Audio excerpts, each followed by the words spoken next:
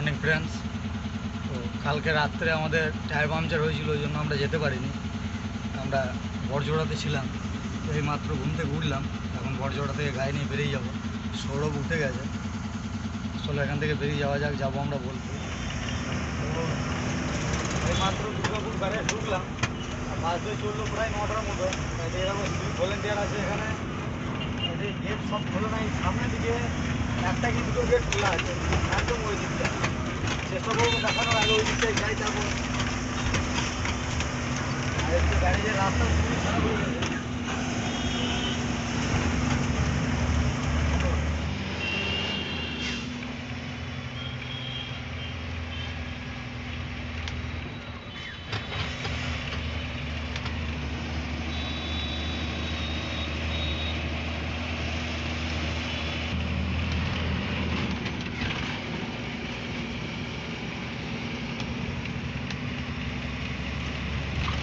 চলে এলাম মুচিপাড়া মোড়।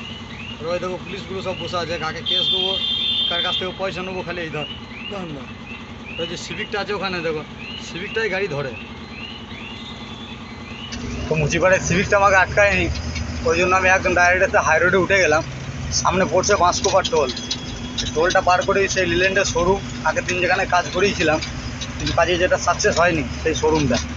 টোল ভিড় ভালোই আছে এখানে, মোটামুটি ভিড় খারাপ নাই, বাম্পার ভিড় আছে। অনেকক্ষণ থেকে চেষ্টা করছি, কিন্তু এই চার চাকাটা সাইড দিচ্ছে না, এবার নিজেও যাচ্ছে না। তো যখন ডান দিকে যাচ্ছি তখন ডান দিকে চেপে দিচ্ছে, বাঁয়ে গেলে বাঁ দিকে চেপে দিচ্ছে।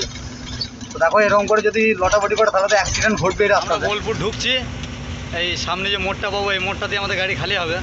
তো লেবারগুলো অনেকক্ষণ এসছে, ফোন করছে সুমান। আর বাস দিয়ে চললো প্রায় 10:52।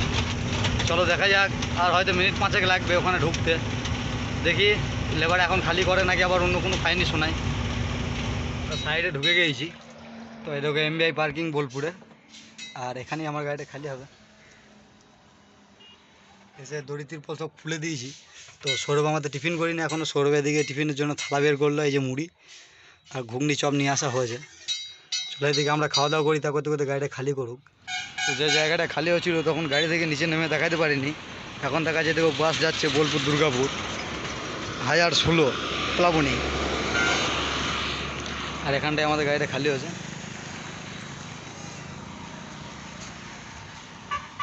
দেখি আর কতটা মাল আছে।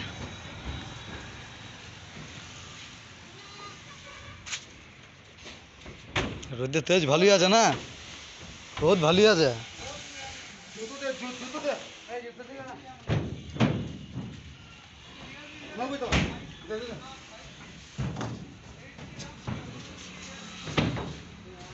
কোনখানে রাখছো, ভেতর দিকে?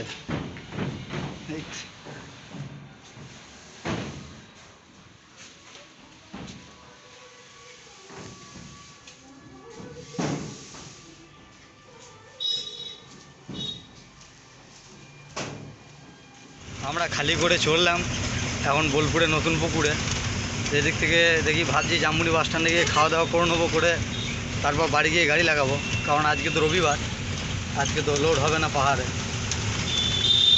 এইসব বোলপুরের ভেতরের রাস্তাটাও খুবই সুন্দর, কোনো ফুটপাথ রাখছে না, পুরোটাই রোড হবে।